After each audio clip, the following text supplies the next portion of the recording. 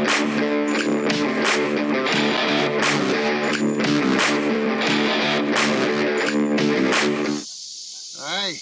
glad to have you along.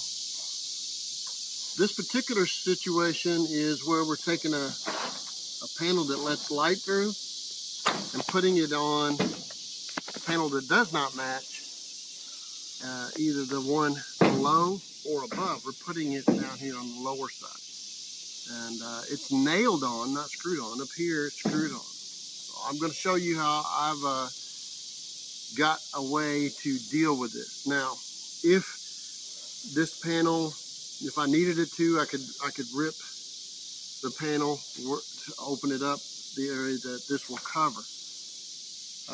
This is what you would call a high rib, and this is a low rib, and then this is a totally tin roof, totally different profile.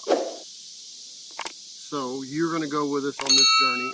First thing you're going to pull the nails up, which these aluminum nails don't cooperate a lot. A lot of times the head will break off. And we're going to pull them out. The biggest thing is make sure you get the slot of your pry bar all the way underneath that. Give you the best grip on it and not pull the head off, these aluminum ones. And we'll get back with you when we get all the nails pulled out.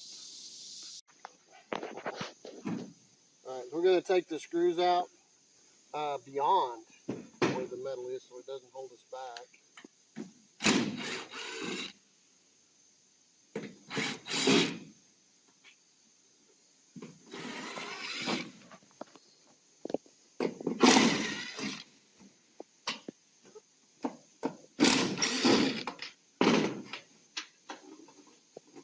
I may end up having to pull these screws up here. I think I will go ahead and do that.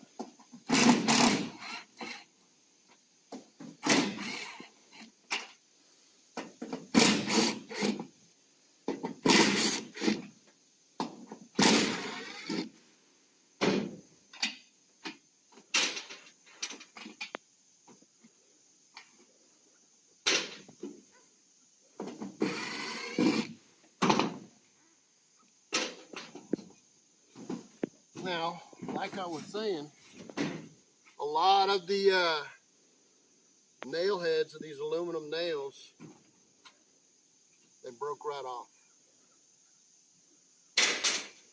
So we drove them through the metal as best we could, and now we got to kind of pull the metal off of the broken part of the head and try to slide all this metal out.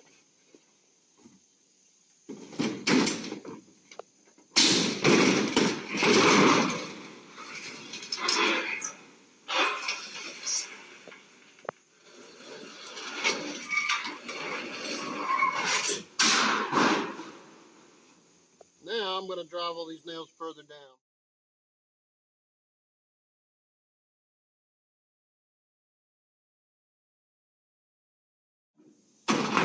All right.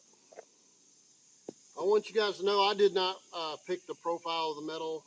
I did not recognize or tell them the length, at least as far as I'm concerned. So we're going to deal with it either way. This has a sticker. By the way, this stuff is very flimsy. You might want to start your sticker.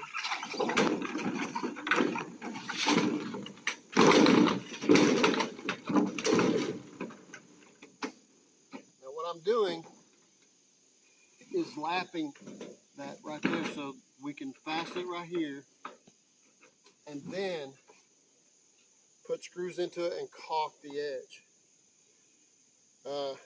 In this case, I'm going to mark, since you don't have much sun, on the tin on beside it with a pencil.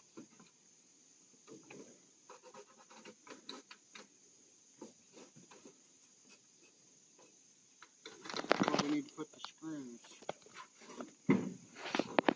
Now the journey is going to be getting it up underneath that metal and on top of the 2x4, and that's going to be a journey. And it'll take 2 or 3 of them to lift that metal up, shove that in. So we'll be back just a second. All right, so we put it underneath there. It already has valley foam. And I'll show you what that looks like here shortly. Probably on the next one where we have to do the valley foam, I'll do you a video on that. I've marked by lifting up with a pencil where that stud, that support is that we're going to screw into. When you have more light underneath, you can see, or light above. We just don't have much. We got a lot of trees. And lined it up, made sure we're looking good. Now, I'm going to put screws on the outside edge in the rib first.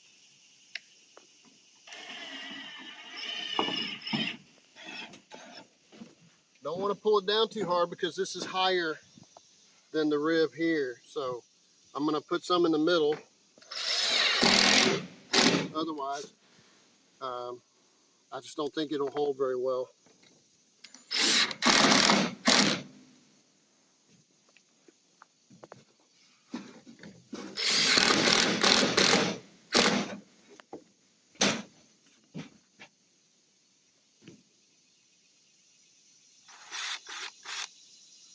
That's kind of wobbly.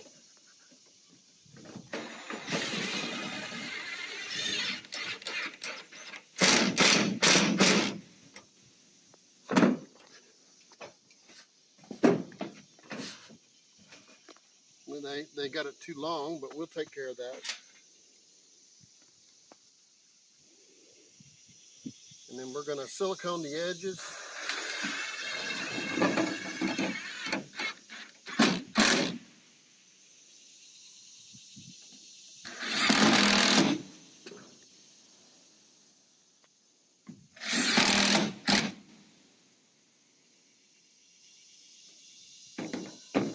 Not a magnetic tip.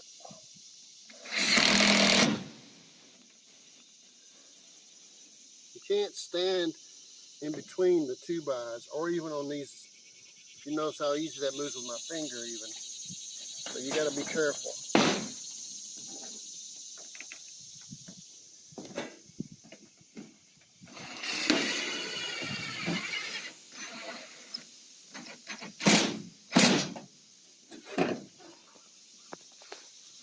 I don't really like how I dented that one.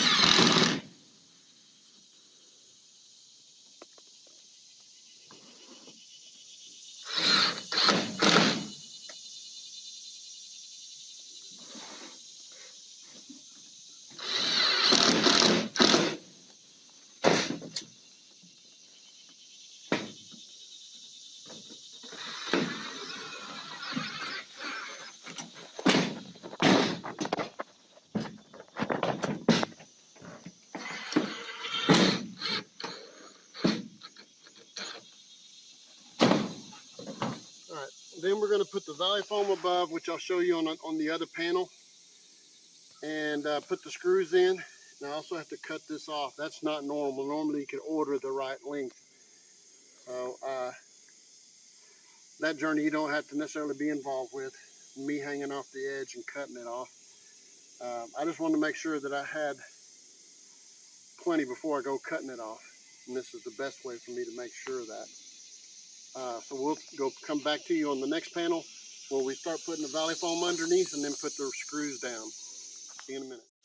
So this is what you call valley foam. It's for when the metal comes down at an angle and hits your valley, which runs through. So you can't get an exact profile foam to fit that. This comes in a roll of 20 foot, I believe, and it expands as wide as 2.5 inches I've seen. But I've never had to use that much. Now in this case, we've got some pretty high areas. We need to keep the wind from blowing up into there. So we're going to open up this roll, find the end of it.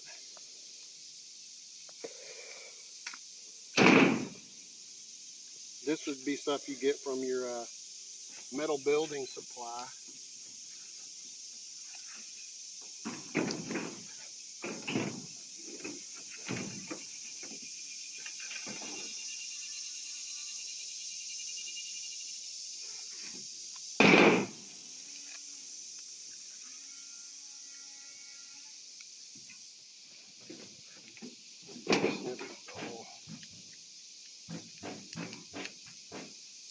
Don't want to cut it.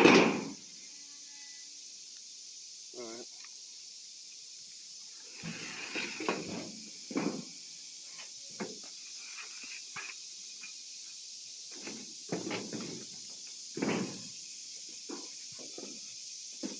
Lift the metal up. Just underneath. Normally you would peel the so I can go under there. Push it back up. It's a good example of how flimsy that is. Just put a little bit of weight on it and it wrinkled.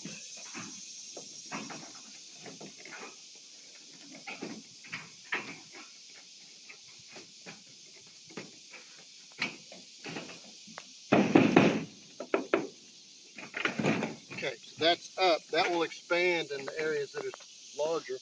And then we're going to put the screws back in and pull it down. So now I got to go underneath there and push that up. So the screws right here. Normally, I would recommend that you put in new, but we're not in this case. They're all very new. Although I didn't do this roof, somebody did, and they're fairly new.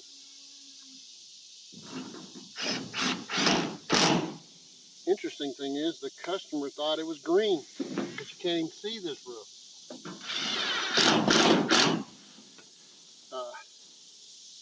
Pan around, you can let them see. So it's not something you're going to be able to see from below down there. Maybe if you were up there, you can see this roof. But they don't have any way up there right now.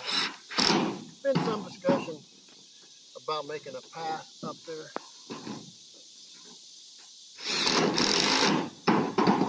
Right.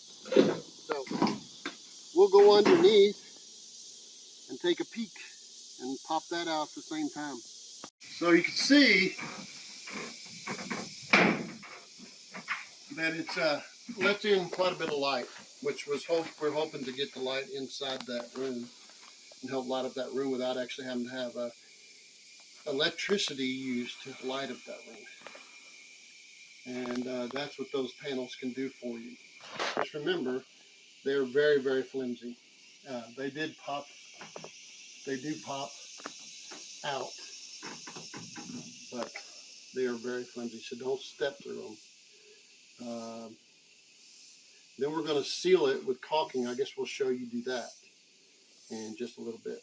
We're going to do another panel, and then we're going to seal them all up with silicone. And that should do it. So on this one, we're using a silicone, and we're going to seal that edge. So we encourage it not to leak. It shouldn't, but when you got snow, that's one of those times when water seemingly goes uphill. So hopefully you picked up a little bit of things that I've learned along the way, and you can benefit from it. That's the whole idea. See you guys later.